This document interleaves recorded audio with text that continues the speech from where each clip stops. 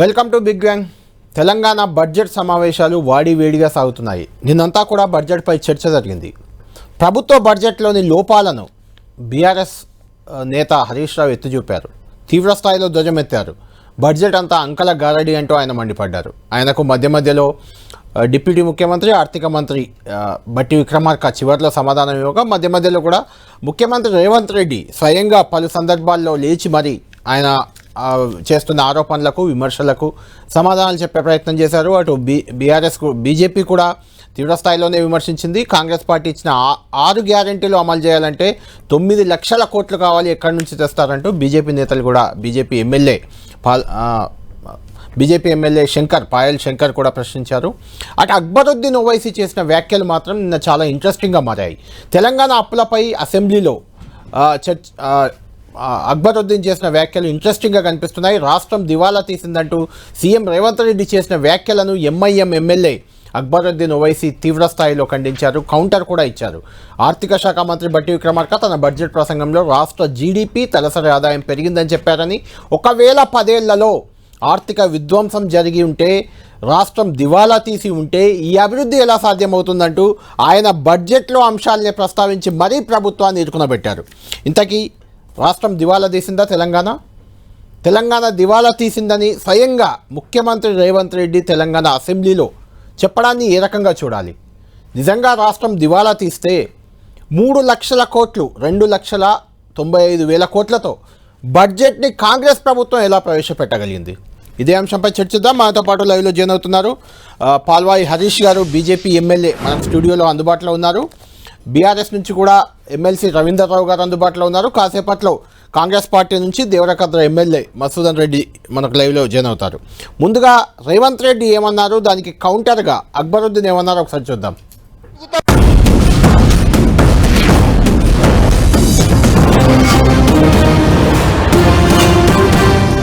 సంవత్సరానికి 6,500 కోట్ల రూపాయలు అప్పు చెల్లించే పరిస్థితి ఉన్నది. సరిగ్గా 10 సంవత్సరాలు తిరిగే వరకు 7 లక్షల కోట్ల రూపాయలు అప్పులు చేసి ప్రతి నెల 6,500 కోట్ల రూపాయలు, దాదాపుగా 70,000 కోట్ల రూపాయలు మీరు చేసిన అప్పులకు మిత్తిలు కట్టి ఈరోజు నడుము వంగిపోయే పరిస్థితుల్లో రాష్ట్రం ఉంటే ఆ నిజాలు చెప్పొద్దంట. లోపల క్యాన్సర్ ఉండాలి, ఎయిడ్స్ ఉండాలి, కానీ నేను మంచిగా ఉన్నా, ఎర్రగా బుర్రగా ఉన్నా, నాకు పిల్లని అండి పెళ్లి చేసుకుంటా అని అబద్ధాలు చెప్పి ముంచాలని చెప్పి వారు సూచన చేస్తున్నారు. అధ్యక్ష, రాష్ట్రం దివాలా తీసింది. దివాలా తీయడానికి వాళ్ళ అసమర్థవంతమైన 10 సంవత్సరాల పరిపాలన, విద్యుత్ శాఖ దివాలా తీసింది. 88,000 కోట్ల రూపాయల అప్పులే కాకుండా సింగరేణికి బకాయిలు వాళ్ళు అట్లనే పెట్టినరు. ప్రైవేట్ కంపెనీలల్లా ఎక్కడ తెచ్చిన అప్పులు అక్కడనే ఉన్నాయి. ఇరిగేషన్లో కాళేశ్వరం కట్టిన అంటారు, మేడిగడ్డ కుప్పగూలిపోయింది. ఇవాళ ఆ బ్యాంకులకు తెచ్చిన అప్పులు అట్లనే ఉన్నాయి. కాంట్రాక్టర్లకు పెండింగ్ పెట్టిపోయిన 1,000 కోట్ల రూపాయలు అక్కడనే ఉన్నాయి. అధ్యక్ష, ఇట్లా ప్రతి శాఖలో ఎన్ని అసలు FCIలో 2014-15లో మేము సరఫరా చేసినామన్నారు, ఇప్పటి వరకు వసూలు చేయలే. The state GSDP rose from 4,51,580 crores in 2013 and 14, first year of formation of Telangana. Sir, I'm repeating, 4,51,580 crores, first year of formation of Telangana, to rupees 14,63,960 crores in the year 23-24, current prices.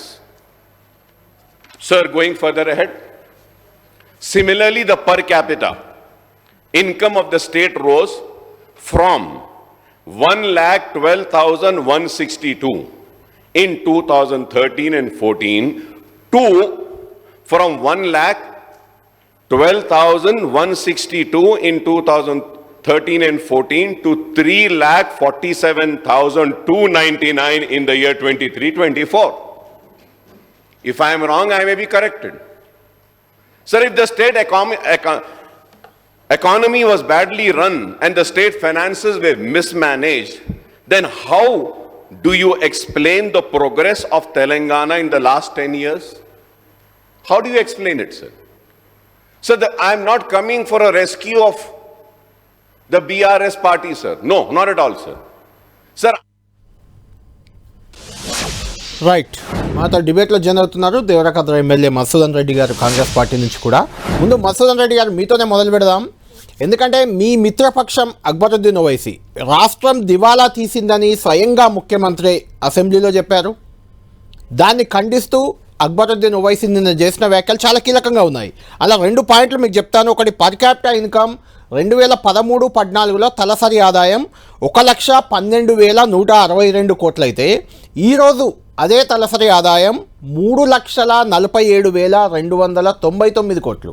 అంటే దాదాపు double కంటే ఎక్కువైంది. Double కాదు, almost triple అయినట్టు చెప్పుకోవచ్చు అది. అంటే ఈ నేపథ్యంలో ఇంత పర్ క్యాపిటా ఇన్కమ్ పెరిగినప్పుడు రాష్ట్రం దివాలా తీసిందని ఎలా చెప్తారు? రెండోది, ఆస్తులు 2013-14లో రాష్ట్ర ఆస్తులు 4 లక్షల కోట్లు ఉంటే ఇప్పుడు 14 లక్షలకు చేరాయి. ఇది మీ బడ్జెట్లోనే పెట్టారు అనేది అక్బరుద్దీన్ ఓవైసీ చెప్తున్నమాట.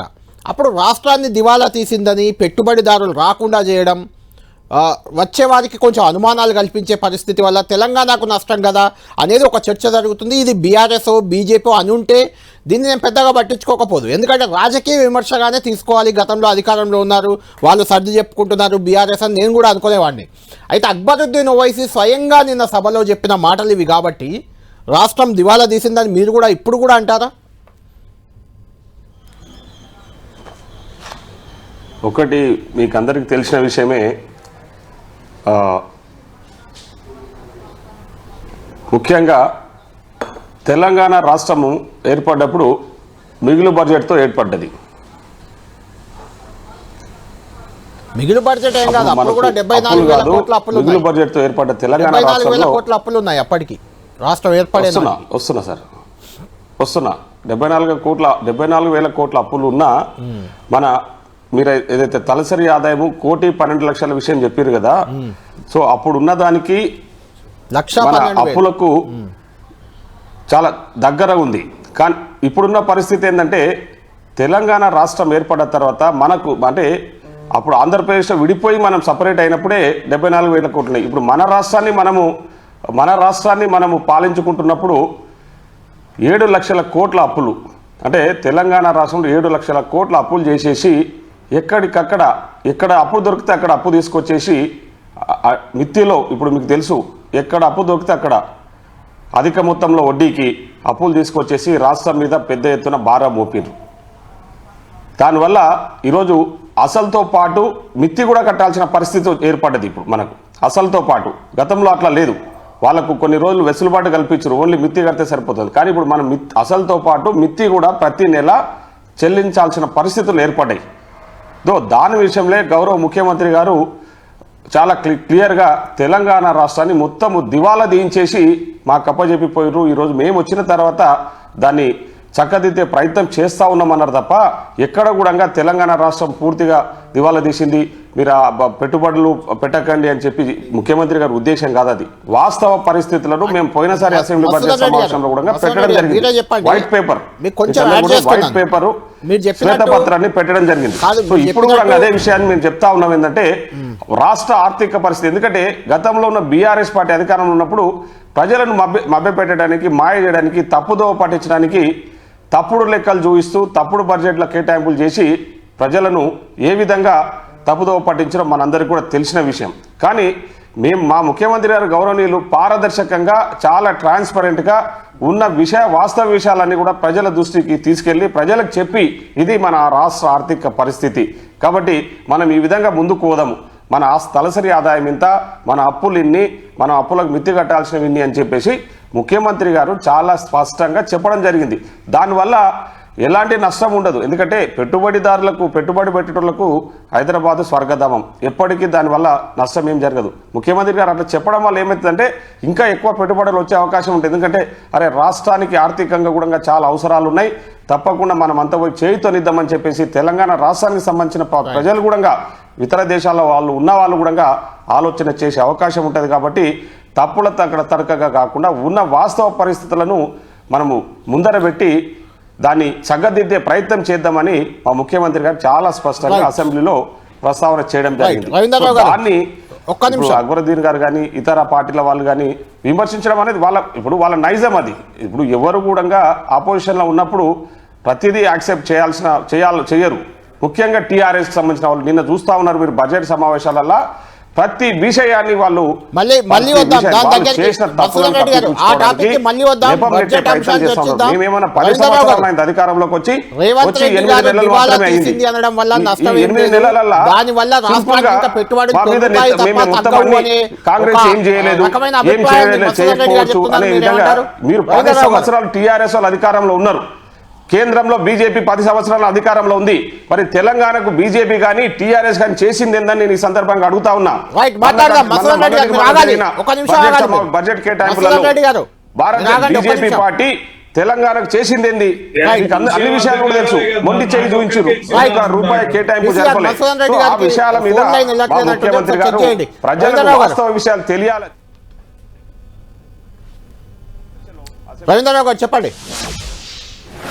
కళ్యాణ్ గారు ఇంతకుముందు కాంగ్రెస్ నేత మాట్లాడుతూ ఎమ్మెల్యే గారు ఆ ప్రపంచంలో పెట్టుబడులు ఆహ్వానించడానికి మాట్లాడుతున్నారు రేవంత్ రెడ్డి గారు. అంటే నేను దివాళీ తీసిన అంటే ఎవడన్నా మనకు అప్పిస్తాడా? నేను పెట్టుబడి పెడతారా? ఏమన్నా అర్థం ఉండాలి మాట్లాడుతేందుకు కూడా. ఎవడన్నా ఈడ అనుకూలమైన వాతావరణం ఉంది, ఎట్లా మా గ్రోత్ కారిడార్ ఉంది, ఇది ఎట్లా అభివృద్ధి దశలో ఉందనేది చెప్పుకుంటూ పోవాలి. ఉన్నది చెప్పుకోవాలని బడ్జెట్ లో రకంగా చెప్తారు, మాటలో రకంగా చెప్తారు. ఏదైనా ప్రపంచంలో అభివృద్ధికి గీటురాయి స్థూల ఉత్పత్తి, తలసరి ఆదాయం అనేది. స్థూల ఉత్పత్తి 4 లక్షల నుంచి 14 లక్షలు పెరిగినామని వారే చెప్పారు. ఇది మేము చెప్పింది కూడా కాదు, బడ్జెట్ పుస్తకంలోనే చెప్పారు. 1,12,000 నుంచి 3,47,000 ఎట్లా తలసరి ఆదాయం పెరిగిందనేది. దేశంలో తలసరి ఆదాయంలో స్థూల ఉత్పత్తిలో రాష్ట్రం అగ్రభాగంలో ఉందనేది వారి లెక్కల ద్వారా చెప్పి దివాలా తీసింది అంటే ఏం అర్థమైందంటే మేము పిచ్చి అడవులు హామీలు ఇచ్చినాము, ఇప్పుడు సంపదను సృష్టించే శక్తి మాకు లేదు, ఆ మార్గాలు దొరకడం లేదు, 100 రోజుల గడువు నిర్ణయించినాము, ఈ 6 గ్యారెంటీలు 13 హామీలు అమలు పరుస్తామని 100 రోజులు పోయింది, 8 నెలలు పోయింది, చేతులు ఎత్తేసే పరిస్థితి వచ్చింది. కనుకేందంటే దివాలా తీసింది, అప్పుల పాలైన, మిత్తిలు కడతాను, మా చేత కాడాలేదని చెప్పుకోవడానికి ఒక మార్గం. రెండోది ఏంటంటే అప్పు అని ఎందుకు చెప్తున్నారంటే అప్పు అనేది ఒప్పని ఇప్పుడు మేము మాట్లాడాలి. అప్పు తీసుకోవడం తప్పు కాదా బాబు, ఎదగాలంటే అప్పులు అనేటివి ఉంటాయి, అవి ఎఫ్ఆర్ఎం పరిధిలోనే అప్పులు ఇస్తారు, అప్పులు తీసుకోవడం అనేది ఎఫ్ఆర్ఎం పరిధిలో తప్పు కాదని మేము అంటే ఏంటంటే ఇగో అప్పు తప్పు కాదని మీరు అన్నారు కదా అని మేము అప్పు తీసుకుంటామని ఇప్పుడు అప్పు తీసుకుంటారు. వీళ్ళు తీసుకున్న ఇప్పుడు అప్పు ఏం తక్కువ కాదు, అన్ని రకాల జమ చేస్తే 2,90,00,000 90,000 కోట్లకే పోయింది ఇప్పుడు వాళ్ళ అప్పు. ఇక తీస్తున్నాం అవి కూడా అదే అఫీషియల్ గా అప్పులు 35,000 కోట్లు కార్పొరేషన్ల ద్వారా మొత్తం దుకాణం తెరిచిండ్రు, బొక్క పెట్టిండ్రు. అరిపోయిందంటే నువ్వు అప్పు చేసినావు కాబట్టి, మిత్తిలు కడుతున్నాం కాబట్టి మేము కూడా అప్పు చేయాల్సి వస్తుందని చెప్పి మీ అప్పుల దుకాణం తెరవడానికి చేస్తున్న ప్రయత్నం ఇది. లేదా మీకు అవగాహన రాజ్యం ఉంది, మీకు పరిపాలన తెలియదు, ఇదివరకు మంత్రిగా చేయలే, నీకు తెలియదు, ఆర్థిక మంత్రికి తెలియదు, ముఖ్యమంత్రి తెలియదు, ఆర్థిక మంత్రికి తెలియదు. కనుక పరిపాలన తెలియని మీరు మేనిఫెస్టో ఏం తయారు చేయాలి, ప్రభుత్వానికి ఏ నిధులు ఉన్నాయి, తెలంగాణ ప్రభుత్వం ఏ రకంగా ఖర్చు పెడుతుంది, ఎన్ని అప్పులున్నాయని ఎన్నికల ముందు తెలియదా, మేనిఫెస్టో తయారు చేస్తున్న సందర్భంలో తెలియదా, ప్రజలకు హామీలు ఇచ్చే సందర్భంలో ఏం హామీలు ఇవ్వాలి, ఈ రాష్ట్ర ఆర్థిక స్థితిగతులు తెలియకుండానే మీరు ప్రజలకు హామీ ఇచ్చారా అంటే ఖచ్చితంగా ప్రజల్ని మోసం చేసి దగా చేసి ఏవైనా మాట్లాడే అధికారంలోకి రావాలి, కేసీఆర్ ని దించాలి, వచ్చినాక ఎగ్గొట్టడం అనేది పెద్ద విషయం కాదు. 5 ఏళ్ళు అయితే సర్కార్లు ఉంటామనేది కదా. ఇంత దిగజారుడు మాటలు చెప్పి మీరు అధికారంలోకి వచ్చి ఇవాళ మీరు చెప్తున్నది కూడా గదే. ఎంతసేపు పరనిందా, గత ప్రభుత్వం మీద విమర్శ, కేసీఆర్ గారి మీద దుమ్మెత్తిపోయడం. కానీ విద్యుత్కు సంబంధించి ఏం ఇన్ఫ్రాస్ట్రక్చర్ ఇచ్చారు, ఇరిగేషన్ సంబంధించి చెక్ డ్యామ్ కట్టారా, మా చెరువులను నిర్మాణం చేశారా, రిజర్వాయర్లు నిర్మించారా, వర్షం పడ్డ చిరుకులని పొదుపు చేసుకునే అవకాశం ఏమైనా చేశారా? ఇరిగేషన్ సంబంధించి ఇన్ఫ్రాస్ట్రక్చర్ లేదు, ఎలక్ట్రిసిటీకి సంబంధించి ఇన్ఫ్రాస్ట్రక్చర్ లేదు, రోడ్లకు సంబంధించి ఇన్ఫ్రాస్ట్రక్చర్ లేదు, పండిన పంటని గోడౌన్లలో దాచుకోవడానికి గిడ్డంగుల నిర్మాణం కూడా జరగలేదు. అసలు ఏ రకమైనటువంటి వసతులు సమకూర్చకుండా మీరు అప్పులు, మీరు 75,000 అప్పులు కాబట్టి పేదవాడు అప్పు తీసుకోడు, వారికి అప్పు దొరకదు కనుక ఎదగడు. పరిశ్రమలు పెట్టి వ్యాపార రంగంలో ఉన్న ఏ వ్యాపార రంగంలోకి ఎదిగిన వాళ్ళైనా అప్పు తీసుకోకుండా ఉంటారా? ఈ ప్రపంచంలో వ్యాపారం చేసే ఏ వ్యక్తి అయినా అప్పు తీసుకోకుండా వ్యాపారం చేస్తారా? ఏ వ్యక్తి అయినా ఎదగాలంటే అప్పు నేను అప్పు తీసుకోనండి, ఎస్ బట్ట పొట్ట వెళ్తుంది. 50 ఏళ్ళు పరిపాలించిన మీరు ఒక ఇంటి పెద్దగా అప్పులు ఇస్తే మనం తీసుకుంటే మన పరిస్థితి ఏమైతుంది? అవసరానికి మించి అప్పులు తీసుకున్నారు ఇక్కడ. ఇవాళ 50,000 20,000 ఎకరం ఉన్న భూమి పల్లెటూర్లలో కూడా 25-30 లక్షలకు పోతుంది. కోట్ల రూపాయల విలువకు సంపద సృష్టించబడ్డదంటే కారణం ఏంటండి? సంపద పెరిగితేనే కదా, నీటిని ఇస్తేనే కదా. అంటే దినాలు ముందు పోతున్న కొద్ది పెరిగిన అది, కానీ మీరు చేసిన ఘనత కాదు అది. పండిన పంటకి ధరలను కల్పిస్తేనే కదా. ఇవన్నీ కల్పించడం వల్లనే ఇవాళ సంపద సృష్టి అనేది ఏర్పడి ఇవాళ అనేక రంగాలలో భారతదేశంలో 10 ఏళ్లలో తెలంగాణ అభివృద్ధి చెందింది. అద్భుతమైన ప్రగతి. తెలంగాణ వచ్చినప్పుడు 1,00,000 కోట్లతో ప్రారంభమైన బడ్జెట్ ఇవాళ 10 ఏళ్లలో 2,91,000 మీరు బడ్జెట్ అడిగిందంటే ఇది తెలంగాణ గ్రోత్ కదా. రవీంద్రరావు గారు మళ్ళీ వస్తాను మీ దగ్గర. రవీంద్రరావు గారు మళ్ళీ వస్తాను. రైట్, పాల్వాయి హరీష్ గారు, మీరు సభకు రవీంద్రరావు గారు, మసూదన్ రెడ్డి గారు కూడా అనుకుంటా తొలిసారి సభలో వచ్చారు. సభలో చర్చలు ఏ రకంగా జరుగుతున్నాయో మీరు చూస్తున్నారు. ముఖ్యంగా అప్పుల విషయానికి వద్దాం, ఇది అయిన తర్వాత బడ్జెట్ విషయం మాట్లాడదాం. నిజంగా ఈ అప్పులతో తెలంగాణ దివాలా తీసింది అని ముఖ్యమంత్రి గారు చెప్పడాన్ని అక్బరుద్దీన్ తప్పుపట్టారు. రవీంద్రరావు గారు ఎలాగూ తప్పుపడతారు బీఆర్ఎస్ కాబట్టి. మసూదన్ రెడ్డి గారు మాత్రం సమర్థిస్తున్నారు. మీరెలా చూస్తున్నారు? బీజేపీగా అప్పులు అనేవి తప్ప, తెలంగాణ చేసిన అప్పుల్లో సహేతుకత ఉందా? ఎందుకంటే తలసరి ఆదాయ వృద్ధిని బీఆర్ఎస్ చూపిస్తుంది, అప్పుల వల్లే మేము పెంచామని చెప్తుంది. దాన్ని మీరు అంగీకరిస్తారు? ముఖ్యమంత్రి గారి అటెంప్ట్ ఒక డెలిబరేట్ అటెంప్ట్, కావాలని చేస్తున్నారు ముఖ్యమంత్రి గారు. మీరు చూడండి, ఒకవైపు రాష్ట్రం దివాలా తీసింది, ఇంకోవైపు కేంద్ర సహకారం లేదు. ఇవి రెండు విషయాల మీద ఎక్కువ ఫోకస్ చేస్తున్నారు, కాన్సన్ట్రేట్ చేస్తున్నారు. మొన్ననైతే ఒక గవర్నమెంట్ రెజల్యూషన్ పాస్ చేశారు, కేంద్ర సహకారం శూన్యమని. ఇవాళనేమో నిన్న రాష్ట్రం దివాలా తీసింది. ఇది ఎందుకంటే వీళ్ళు 6 ఉచిత హామీలు ఇచ్చారు. 6 ఉచిత హామీలు అమలు చేయడానికి కాంగ్రెస్ ప్రభుత్వానికి 9 లక్షల కోట్ల రూపాయలు అవసరం. ఇవాళ బడ్జెట్ పెట్టింది 3 లక్షల కోట్లు అనుకుందాం, రౌండ్ ఫిగర్. అంటే ఇట్లాంటి 3 బడ్జెట్లు పూర్తిగా కేటాయిస్తే 9 లక్షల కోట్ల బడ్జెట్ ఇవాళకి వాళ్ళ కేటాయిస్తే మొత్తం ఆయన ఉచిత హామీల బరువు ఎంత, అసెంబ్లీ సమావేశంలో కూడా అన్నారు బడ్జెట్ ప్రసంగంలో, ఉచిత హామీల బర్డెన్ ఎంత అని క్యాల్కులేట్ చేస్తే గవర్నమెంట్ 9 లక్షల కోట్లు స్పెండ్ చేయాలి. అయితే దీని నుంచి బయటపడడానికి ఆయనకు ఆస్కారం లేదు. ఆయన అఫిడవిట్ ఇచ్చాడు, సోనియమ్మ గారి లెటర్ ఇచ్చాడు, మొత్తం ఎలక్షన్ అంతా దాని చుట్టే తిప్పాడు. ఇప్పుడు దాంట్లోకి వెళ్ళి బయటపడడానికి ఒకవైపు రాష్ట్రం దివాలా తీసింది, కేసీఆర్ అప్పులు చేసిండు కాబట్టి నేను మిత్తిలు కట్టడానికి, అసలుగా కట్టడానికి, ప్రిన్సిపల్ ప్లస్ ఇంట్రెస్ట్ కట్టడానికి నాకు డబ్బులు సరిపోతలేవు అని చెప్పే ప్రయత్నం ఒకటి, కేంద్రం సహకరిస్తలేదు కాబట్టి నాకు డబ్బులు వస్తలేవు. ఈ మొత్తం ఏం చేస్తున్నాడు అంటే ఒక ఆర్టిఫిషియల్ వాతావరణం, ఒక కృత్రిమ వాతావరణం తయారు చేసి దాని నుంచి లబ్ధి పొందాలనే దుర్బుద్ధితోటి వ్యవహరిస్తుంది ప్రభుత్వం. దీంట్లో కుట్ర దాగి ఉన్నది, కావాలనే చేస్తున్నారు వీళ్ళు. ఇవి రెండు కూడా అబద్ధాలు. ఒకవైపు సరే అప్పులు చేసినారు, అప్పులు వడ్డీలు ఉన్నాయి, ఇంత బాలకు అధికారంలోకి వచ్చే నాటికి కూడా ఈ విషయం తెలుసు, అందరికీ తెలుసు.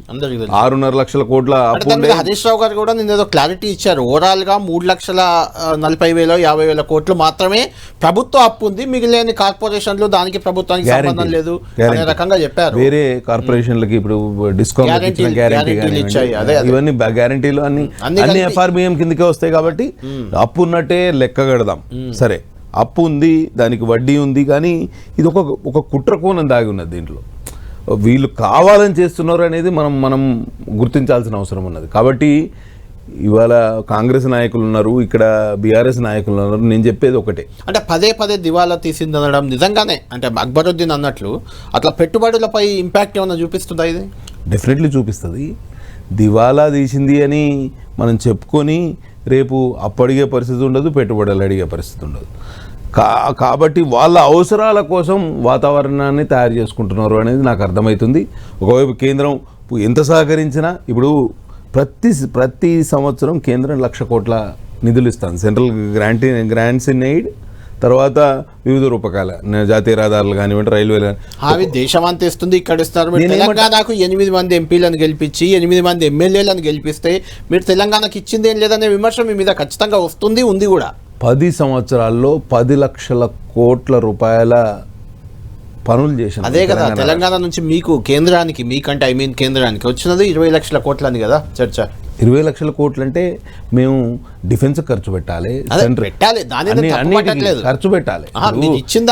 ఏమవుతుందంటే భారతదేశంలో జనాభా నిష్పత్తిలో ఈ ఏదైతే నిధుల పంపకాలు జరుగుతున్నాయి దాంట్లో చాలా ప్రాబ్లం అవుతుంది. ఉత్తర భారతదేశంలో జనాభా డెన్సిటీ, పాపులేషన్ డెన్సిటీ చాలా సాంద్రత ఎక్కువ ఉన్నది కాబట్టి అక్కడికి ఎక్కువ నిధులు పోతున్నాయి అనేది ఇప్పటి నుంచి కాదు, స్వతంత్రం వచ్చినప్పటి నుంచి చర్చ ఉన్నది. కానీ కార్యక్రమంలో భాగంగా ఇవ్వాల్సిన ఇవ్వలే కదా. రైట్, విభజన హామీల్లో కొంచెం ఫెయిల్ అయ్యారు మీరు, అది మెయిన్ ఇంపార్టెంట్. విభజన హామీల్లో ఇచ్చిన రామగుండం పవర్ ప్లాంట్ ఆంధ్రప్రదేశ్ కి 15,000 కోట్లు, బీహార్ కి 26,000 కోట్లు ఇచ్చి ఆంధ్రప్రదేశ్ కి విభజన హామీలన్నీ నెరవేరుస్తామని బడ్జెట్ ప్రసంగంలో చెప్పి తెలంగాణ పేరు ప్రస్తావించలేదు కదా. ఆంధ్రాకు ఇచ్చిన 15,000 కోట్లు అప్పండి, మనకు ఔటర్ రింగ్ రోడ్డుకు 26,000 కోట్లు, ఇప్పుడు జాతీయ రహదారుల సంస్థ ద్వారా నిర్మించే రోడ్డు 26,000 కోట్ల రోడ్డు పూర్తిగా గ్రాంట్. రైట్, మళ్ళీ అర్థం చేసుకోవాలి విషయాలు కూడా చర్చించాం, మళ్ళీ చర్చిద్దాం. నిన్న బడ్జెట్ ప్రసంగంలో కూడా హరీష్ రావు గారు బడ్జెట్ని చాలా తప్పుపట్టారు. అందులో 5,000 కోట్లు స్టాంప్ ల్యాండ్ రిజిస్ట్రేషన్ల ద్వారా ఆదాయం వస్తుందని చూపించారు. 7,500 కోట్లు ఎక్సైజ్ ఆదాయం అన్నారు. 10,000 కోట్లు భూముల అమ్మకం, 10 తర్వాత 14,000 అడిషనల్గా, అంటే 24,000 కోట్లు భూముల అమ్మకంతో ఆదాయాన్ని చూపించారు. 26,000 కోట్లు మాత్రమే రుణమాఫీకి పెట్టారు, 31 కోట్లు అన్నారు. ఇలాంటి చాలా విమర్శలు చేశారు. దానికి రిప్లై కూడా బట్టి విక్రమార్క గారు, ఆర్థిక మంత్రి, డిప్యూటీ సీఎం ఇచ్చారు. వాళ్ళిద్దరు నేను ఏమన్నారు బడ్జెట్ ప్రసంగంలో ఒకసారి చూద్దాం.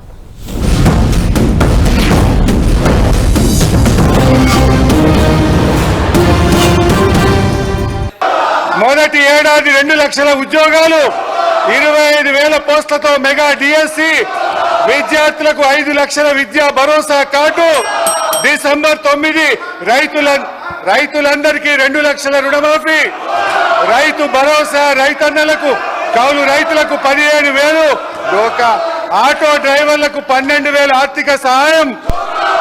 డోకా కాంగ్రెస్ పార్టీయే ఒక పెద్ద డోకాగా మారింది అధ్యక్ష. కాంగ్రెస్ పార్టీ మేనిఫెస్టోలో అభయ హస్తంలో భాగంగా ప్రకటించిన వరంగల్ రైతు డిక్లరేషన్ లో బోనస్ ఇచ్చే పంటల లిస్టు స్పష్టంగా పేర్కొన్నారు. వరి, మొక్కజొన్న, కందులు, సోయాబీన్, పత్తి, మిర్చి, పసుపు, ఎర్రజొన్న, చెరుకు, జొన్న అన్నింటికీ 500 బోనస్ ఇస్తామన్నారు. వీటి మద్దతు ధరలకు అదనంగా 500 బోనస్ ఇచ్చి మొత్తాన్ని కూడా చాలా క్లారిటీగా మేనిఫెస్టోలో చెప్పారు. ఇప్పుడేమంటున్నారు? బోనస్ కేవలం వరికే అంటున్నారు. అది కూడా కేవలం సన్నాలకు మాత్రమే అని సన్నాయి నొక్కులు నొక్కుతా ఉన్నారు. ప్రజల గురించి ఆలోచించి పెట్టినటువంటి బడ్జెట్ పైన బాగుంది, బాగా చేశారు, ప్రజల కోసం మీరు, మీ ముఖ్యమంత్రి, మీ క్యాబినెట్, మీ పార్టీ చాలా లోతుగా ఆలోచన చేసింది. మీరు ఇప్పుడే వచ్చారు, ఇంకా 5 సంవత్సరాల సమయం ఉంది, సరే కొంత టైం ఇస్తున్నాం, మీరు చేయండి, బాగా లేకపోతే మేము చెప్తాం అనేటువంటి ఆలోచనతో ఏమైనా చెప్తారేమో అనుకున్నాం. అటువంటిది ఏం లేదు అధ్యక్ష. లేచిన దగ్గర నుంచి కూర్చునేంతవరకు ఒకటే దాడి. ఏదో మాది 10 సంవత్సరాలు అయిపోయినట్టు, 10 సంవత్సరాల్లో మేము ఇచ్చినటువంటి హామీలు ఏమీ చేయనట్టు దాడి మొదలుపెట్టారు. మీరు 10 సంవత్సరాలు పాలన చేసి అంతిమంగా చివరికి మీరు చెప్పిన ఏదీ చేయకుండా వదిలేసిపోయారు. మేము వచ్చి 8 నెలలు కూడా కాలేదు. ఈ 8 నెలల్లో 3 నుంచి 4 నెలలు మోడల్ కోడ్ ఆఫ్ కండక్ట్కే పోయింది. అంటే కేవలం 3.5 నుంచి 4 నెలలు మాత్రమే వర్కింగ్ మంత్స్. ఈ కేవలం రైట్, మధుసూదన్ రెడ్డి గారు మీరే చెప్పండి. ఎందుకంటే బడ్జెట్ మీద హరీష్ రావు గారు మాట్లాడుతూ చాలా అంశాలు బడ్జెట్లోనే పెట్టలేదు అని ఒక చర్చ వచ్చింది. రెండవ చర్చ ఏంటంటే ముఖ్యంగా ప్రతి మహిళకు 2,500 ఇస్తామనేది మీ మహాలక్ష్మి హామీలో మొదటి హామీ. అది అమలు కాలేదు, దానికి బడ్జెట్లో నిధులు లేవు అనే ఒక చర్చ. రెండవది రైతు భరోసా 15,000 డిసెంబర్ 9 వరకు మీరు తీసుకోకండి, 10,000 రైతు బంధు 15,000 ఇస్తాం మేము అన్నది. అంటే ఆ లెక్కన చూసుకున్నప్పుడు ప్రతి మహిళకి ఇప్పటి వరకు 8 నెలల్లో 20,000 రూపాయలు మీరు బకాయి పడ్డారు, ప్రతి రైతుకి 16,000 బకాయి పడ్డారు, 5,000 అడిషనల్గా ఇవ్వాలంటే అవన్నీ ఇవ్వాలంటూ నిన్న కౌన్సిల్లో నవీన్ కుమార్ ఎమ్మెల్సీ కూడా ఇదే అంశాన్ని ప్రస్తావించారు. బకాయి పడ్డాయి కూడా మీరు ఇస్తారా అని అడుగుతున్నారు. అంటే ఏంటి అంటే మీరు ఇచ్చిన హామీల నుంచి తప్పించుకోవడానికే కేంద్రం సహాయం చేయట్లేదు, లేకుంటే గత ప్రభుత్వం 10 ఏళ్ళు అప్పుల పాలు చేసింది, దివాలా తీయించింది, ఇలాంటి విమర్శలు చేస్తున్నారని బీఆర్ఎస్ అంటుంది. ఇప్పుడు హరీష్ గారు కూడా అదే మాట అన్నారు. ఇక్కడ ఉన్న హరీష్ రావు గారు వస్తున్న మన రవీందర్ గారు, ముఖ్యంగా హరీష్ మాట్లాడిన దానికి నేను సమాధానం ఇస్తా ఉన్నా. ఫస్ట్ ఎందుకంటే హరీష్ గారు ఒక వర్డ్ యూజ్ చేశారు, కుట్ర కోణము, వాస్తవము. కుట్ర కోణం ఎక్కడ కుట్ర కోణం దాగి ఉందంటే ఈరోజు బీజేపీ బీఆర్ఎస్ కలిసి కుట్ర బంధు తన్నా ఉన్నాయి. తెలంగాణను మోసం చేయాలి, తెలంగాణ అభివృద్ధి జరగకుండా చూడాలి. ఎందుకంటే తెలంగాణలో కాంగ్రెస్ పార్టీ అధికారంలో ఉంది కాబట్టి తెలంగాణకు ఏ విధమైన హెల్ప్ చేయొద్దు అనే ఆలోచనతో వాళ్ళు కుట్ర పని ఈరోజు మన బడ్జెట్ కేంద్రం ప్రవేశపెట్టిన బడ్జెట్ కేటాయింపులో పెద్ద ఎత్తున కుట్ర పని ₹1 కూడా ఇవ్వలే. ఏదైతే 1,00,000 కోట్లు ఇచ్చినామని చెప్తా ఉన్నారు కదా, కట్టిన పన్నులు మనం ₹1 పన్ను కడితే మనకు కేంద్రం ఇస్తున్నది 47 పైసలు మాత్రమే. అదే ఉత్తరప్రదేశ్లో ₹1 పన్నులు కడితే ₹6 వాళ్ళు ఉత్తరప్రదేశ్ సాయం చేస్తున్నారు. బీహార్కు ₹1 కడితే ₹5 సాయం చేస్తున్నారు. ఈ విషయాలన్నీ కూడా మా గౌరవ ముఖ్యమంత్రి గారు చాలా స్పష్టంగా నిన్న అసెంబ్లీలో ప్రస్తావించడం జరిగింది. సో ఇది కుట్ర అంటే బీజేపీ వాళ్ళు కుట్ర పని మీరు ఇప్పుడే క్వశ్చన్ చేసినట్టు వాళ్ళకు 8 మంది ఎంపీలను గెలిపించి కేంద్రానికి పంపిస్తే వాళ్ళు మనకు పంపించింది మొండిచ్చేయి, గుండు సున్నా. ప్రజలందరూ కూడా ఆ విషయం మీద చర్చించుకుంటున్నారు. అది కుట్ర అంటే. ఇకపోతే స్కీమ్స్ విషయం మాట్లాడారు కదా, మేమేదో స్కీమ్స్ అవాయిడ్ చేయడానికి ఇవన్నీ కూడా ప్రతిపాదన చేస్తున్నాము, అసెంబ్లీలో మాట్లాడుతూ ఉన్నాము అన్నది అది పూర్తిగా అవాస్తవం. ఎందుకంటే స్కీమ్స్ ఆల్రెడీ అమలు అవుతూ ఉన్నాయి కదా. ముఖ్యంగా మహాలక్ష్మి పథకము, గృహజ్యోతి పథకము ఇవన్నీ కూడా అమలవుతా ఉన్నాయి. గృహజ్యోతి పథకం 200 యూనిట్ల కరెంటు ఉచితంగా ఇస్తామన్నాము, అది బ్రహ్మాండంగా అమలవుతా ఉంది.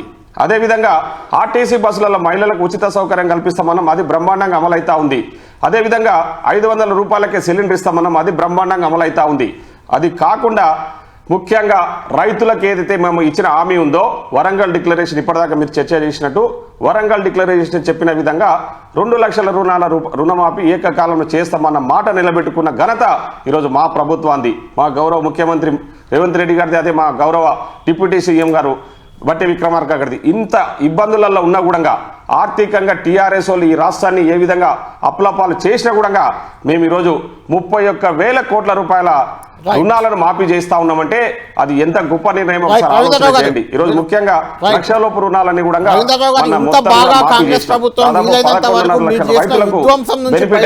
పనిచేస్తుంటే ఎందుకు విమర్శిస్తున్నారు?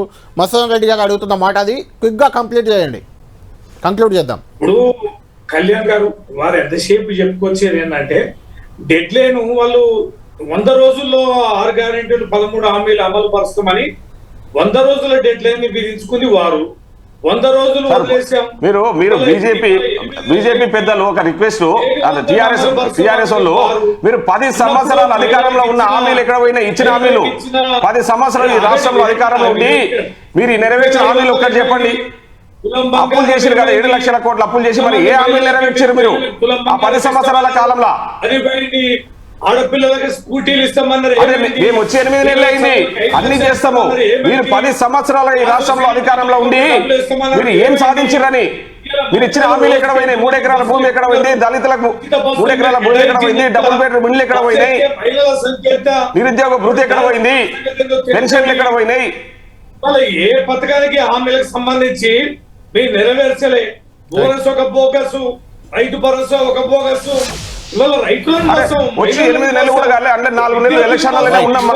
హరీష్ గారు వాళ్ళు మాట్లాడేది కదా, ఫైనల్ గా ఎవరి వాదనలో వాస్తవం ఉంది, అసలు బీజేపీయే కుట్ర చేస్తుంది తెలంగాణ పై అంటే ఏం చెప్తారు మీరు? ఫైనల్ గా కంక్లూడ్ చేయండి. నేను అంటున్నా కదా, మీరు ప్రభుత్వ తీర్మానం చేసినారు, ఇంకొక తీర్మానం చేద్దాం. కేంద్రం ₹1 ఇవ్వట్లేదు అంటున్నారు కదా, కేంద్రం ₹1 ఇవ్వాల్సిన అవసరం లేదు, మా స్వశక్తి మీద మేము ఈ రాష్ట్రాన్ని నడుపుతామనే మాట వాళ్ళని చెప్పమనండి. ఇవాళ ప్రతి సంవత్సరం 1,00,000 కోట్ల నిధులు ఇచ్చినామని. మా హక్కు మాకు కావాలి కదా. మేము ఇప్పుడు కేంద్రం మీద భిక్ష వేస్తలేదు కదా, ఉత్తగా అప్పిస్తా అంటే ఉత్త సాయం కాదు, అది రావాల్సిన వాటా. నేను కడుతున్న పన్నులలో రావాల్సిన వాటా ప్రకారం వాళ్ళు ఇస్తా ఉన్నారు. ఒక్క నిమిషం. కేంద్ర సహకారం లేకుండా ఈ రాష్ట్రం ఒక్కరోజు కూడా కదా మనం అడుగుతా ఉన్నది. మీరు చెప్పినప్పుడు నేను కడుతున్న పన్ను మీరు చెప్పినప్పుడు చాలా శాంతంగా విన్నా కదా. ఒక్క నిమిషం. టైం లేదు మనకు. కేంద్ర సహకారం లేకుండా ఈ రాష్ట్రం ఒక్కరోజు కూడా ఆర్థికంగా మనుగడ సాగించలేదు. మీరు చూడండి, ఇది గంటాపదంగా నేను చెప్పేది. కేంద్రం సహకారంతో ఇవాళ 35,000 కోట్ల నిధులు అప్పు చేసినారంటే ఆర్బీఐ నుంచి ఎఫ్ఆర్బిఎం పరిధిలో కేంద్రం సహకరించకపోతే మీరు అప్పులు చేసినరా? సాధ్యమా అది? ఇప్పుడు ఎన్ని పద్ధతుల కింద ఇప్పుడు రీజనల్ రింగ్ రోడ్డు డెవలప్మెంట్ అయితే హైదరాబాద్ మహానగరం అవుతుంది, చాలా డెవలప్మెంట్ అవుతుంది అని చెప్పుకునేది వాళ్ళే. జాతీయ రహదారుల సంస్థ ద్వారా మేము డబ్బులు ఖర్చు పెట్టి ఎంత దారుణం అంటే ఇండియన్ ఇన్స్టిట్యూట్ ఆఫ్ హ్యాండ్లూమ్ టెక్నాలజీకి పర్మిషన్ ఇవ్వలేదని, కేంద్రం సహకరించట్లేదని ఒక్కరోజు ముందు ప్రభుత్వ తీర్మానం సందర్భంగా అసెంబ్లీలో శ్రీధర్ బాబు మంత్రి గారు చెప్తారు. తెల్లారి బడ్జెట్లో బట్టి గారు ఏం చెప్తారు? ఐఏహెచ్టీకి కేంద్రం మంజూరు చేసింది, నిధులు కూడా సమకూరుస్తారు. అంటే వీళ్ళు కేవలం బట్టగాల్చి మూతి మీద వేయడానికే వాళ్ళు ప్రయత్నం చేస్తున్నారు, వాస్తవాలు లేవు. రైట్. థ్యాంక్ యూ హరీష్ గారు, థ్యాంక్ యూ రవీంద్రరావు గారు, థ్యాంక్ యూ మధుసూదన్ రెడ్డి గారు. మొత్తానికి తెలంగాణలో 3 ప్రధాన పార్టీలు, బీజేపీ కేంద్రంలో అధికారంలో ఉంది, రాష్ట్రంలో కాంగ్రెస్ అధికారంలో ఉంది. మొన్నటి వరకు రాష్ట్రంలో పాలించిన పార్టీ బీఆర్ఎస్. ఈ 3 కూడా అసెంబ్లీ వేదికగా బడ్జెట్ సమావేశాలను పూర్తి స్థాయిలో వాడుకుంటున్నాయి. అది ప్రజా సమస్యలపై చర్చించడం కంటే ఒకరిపై ఒకరు విమర్శలు చేసుకోవడానికి, ఆరోపణలు చేసుకోవడానికే సమయాన్ని కేటాయిస్తున్నట్లయితే మనకు కనిపిస్తుంది. చూడాలి, ఇంకా 3-4 రోజులు కూడా సమావేశాలు ఉన్నాయి, పద్ధతులపై చర్చ జరగబోతుంది. ఈ సందర్భంగా కూడా ఇలాంటి వేడి వాదనలు, వాతావరణమే కనిపించే అవకాశం ఉంది. ఇది బిగ్ బ్యాంగ్.